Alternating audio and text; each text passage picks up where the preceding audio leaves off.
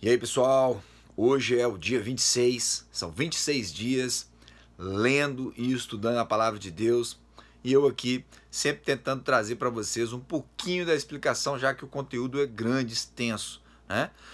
Nós lemos Êxodo, começamos o livro de Êxodo, capítulo 1, capítulo 2, Salmos 26 e Marcos, capítulo 6.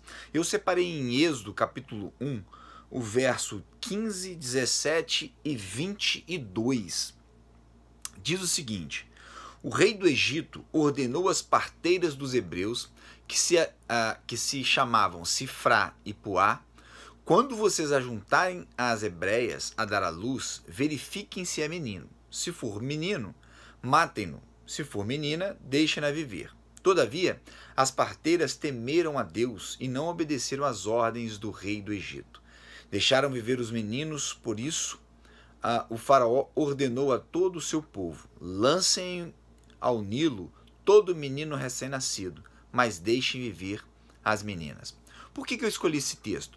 Por dois motivos. Um, que a gente precisa entender que sempre existiu sacrifícios de crianças a um deus falso, a Bíblia chama, chamado Moloque.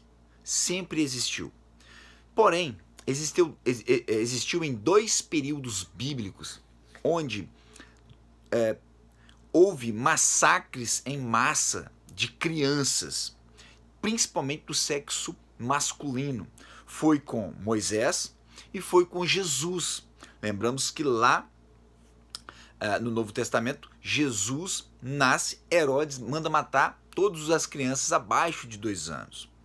Queridos, um dos fenômenos das características de uma sociedade corrompida pelo pecado é o sacrifício de crianças. Nós vemos hoje, no nosso tempo, sacrifício de crianças. Entretanto, nós chegamos ao nível mais alto que existe. Esse povo não tinha coragem de matar crianças no ventre de suas mães. Caso contrário, o próprio faraó poderia ter ordenado isso. Ou, em outros momentos, também poderiam ter feito esse tipo de sacrifício. Mas não. Hoje nós vivemos um momento da história onde o deus Moloque, ou Satanás, pede sangue, e sangue de crianças. Na próxima quinta-feira eu vou estar falando sobre isso. O tema da mensagem que eu vou levar na quinta-feira se chama Bebê Aborto, né? Fazendo e remetendo à ideia de uma novela antiga que se chamava Bebê a Bordo. Então, Bebê Aborto. Por que a nossa geração está matando no ventre as crianças? Por que Satanás pede isso? O que leva o ser humano a aceitar o aborto, seja ele por qual for o motivo? O que leva os cristãos a concordarem com o aborto, mesmo sabendo que é errado, mas justificando por causa de algum desvio ou de alguma violação na mulher? Nós, como cristãos, muitas das vezes concordamos com o aborto, o que é abominável ao nosso Deus. Por que isso está acontecendo conosco? Então, na quinta-feira eu vou estar falando sobre isso. Quero aproveitar e convidar você. Vá na quinta-feira. Vai ser muito emocionante. Fato é, Faraó manda matar todas as crianças. Por quê? Porque viria o Salvador. Satanás, desde Gênesis 3, sabia que Deus iria mandar um Salvador. Entretanto, o Satanás não sabia o período, não sabia o tempo, não sabia quem, quando, de que forma viria esse menino. Mas Satanás sabia que aquele momento viria um libertador. Não sabia ele que seria Moisés, um libertador físico, para tirar o povo da escravidão no Egito. Escravidão essa que o próprio Deus havia falado para Abraão: os seus descendentes vão para uma terra distante e vão ser escravos, mas eu vou resgatá-los. Deus já tinha falado para Abraão que isso iria acontecer. Satanás, sabendo disso e sabendo que viria de uma mulher um Salvador, tentou matar todos os meninos homens. O que acontece também lá no Novo Testamento, quando Maria voltar para dar a luz ao menino Jesus. Então, dito isso, nós vamos passar para o próximo tópico. Êxodo capítulo 2, eu separei 2 versículos, 16 e 18. Ora, o sacerdote de Midian tinha 7 filhas. Eles foram buscar água para encher os bebedouros e dar a beber ao rebanho de seu pai. Quando as moças voltaram ao seu pai Reuel, que também pode ser Jetro, este lhes perguntou: por que voltaram tão cedo hoje? Aqui nós temos o encontro de Moisés, aquele mesmo que Faraó tentou matar quando era criança. Nós temos Moisés fugindo do Egito, chegando numa região chamada Midian, em onde havia um sacerdote chamado Jetro, ou Reuel. Reuel quer dizer amigo de Deus. Jetro, tanto Reuel quanto Jetro, eram os nomes dados ao sogro de Moisés. Então, Moisés conhece as filhas de Jetro, se casa com uma delas, Zípora, mas eu quero falar de Jetro. Quem foi Jetro? Por quê? Porque a Bíblia fala que Jetro era um sacerdote de Deus. Como poderia ser se o povo de Deus estava no Egito escravizado? Então, quem era esse povo medianita? Quem era Jetro? Jetro, ele é descendente de Abraão, que vem da linhagem de Quetura. Quetura é um dos filhos de Abraão, que se localiza, que vai para a região de Midian, ao qual Jetro é sacerdote de Deus, qual o nome é amigo de Deus. Percebam, queridos, que muitos de nós, mesmo parecendo não ser pessoas importantes aos olhos dos outros, somos importantes sim, a partir do momento que somos amigos de Deus. Jetro era um sacerdote amigo de Deus. Ele acolheu o libertador do povo hebreu, retirando eles do Egito.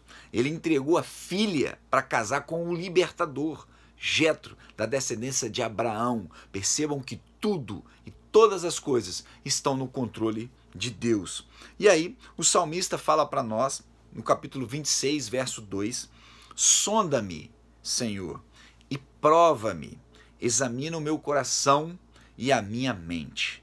A pergunta que eu faço para você, você pode virar para Deus agora e falar: Deus, sonda-me, vê se há em mim algum caminho mau. Você tem coragem de falar isso para Deus? E você tem coragem de falar: Deus, examina o meu coração e examina a minha mente. O que Deus vai encontrar no seu coração? O que Deus vai encontrar dentro da sua mente? Quais são os pensamentos? Quais são as elaborações que a sua mente tem projetado? O que você tem pensado sobre o seu irmão, sobre a sua irmã, sobre a sua família, sobre o seu esposo, esposa e filhos? O que Deus vai encontrar? Deus vai encontrar aquilo que a palavra dele orienta ou algo diferente? Porque, queridos, Deus vê o nosso coração, Deus examina a nossa mente. Não importa o quão bonitinho pareçamos ser, não importa se o nosso cabelo está bacana, se o nosso rosto é bonito, se estamos bem vestidos, ou se à vista dos outros somos alguém importante. Não importa. Deus vê o nosso coração e Deus analisa, examina a nossa mente. Amém, queridos? Marcos, então, fala para nós no capítulo 6, verso 37, 51 e 52. Diz para nós o seguinte: ele, porém, respondeu: deem-lhe vocês algo para comer.